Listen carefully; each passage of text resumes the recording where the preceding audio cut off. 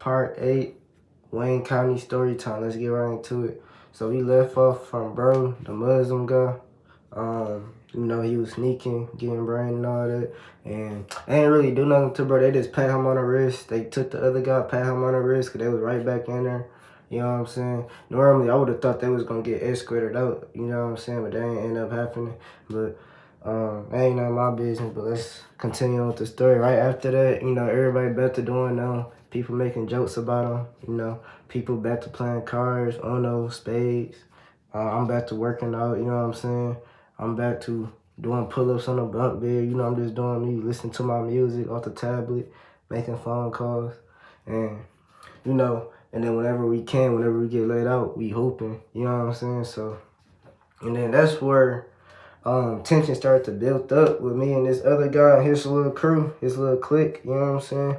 They call that the rec room for a reason. You know what I'm saying? So, like, bro, you know, like, people like to make jokes, but like it get to a point where it's like, all right, it's not a joke no more, bro. You feel me? So I have to show niggas, like, you know what I'm saying? Like, I ain't one of them type shit. You know what I'm saying? Like, I guess they was trying to test the water, trying to see like where my head was at, or, you know, what I'm willing to accept. But even bro, you know what I'm saying? Even bro noticed how they was, you know, and he was in there. He would say mans, but he wasn't always with that clique or always in the midst, you know what I'm saying? He was more laid back, you know what I'm saying? But we hooping, doing 3-on-3s, you know, basically almost every day. And it was just one specific day where bro was just talking crazy, you know what I'm saying, towards me. Because I guess, you know, like I feel like I gave him more than enough room. You know what I'm saying? I should have been low key. You feel me? Like, got on his ass type shit, but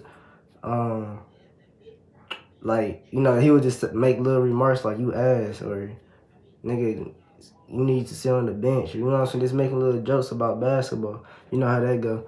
But you know, I'm gonna have to tell y'all the rest of that story in the next one. But like, yeah, we hooping, you know. And then like he had his little buddies trying to defend him. I had to hurry up and get up out of there. You know what I'm saying? Before anything pop off. You know what I'm saying? Because I know I ain't trying to get jumped. You know what I'm saying? Like, because I already had got jumped previously.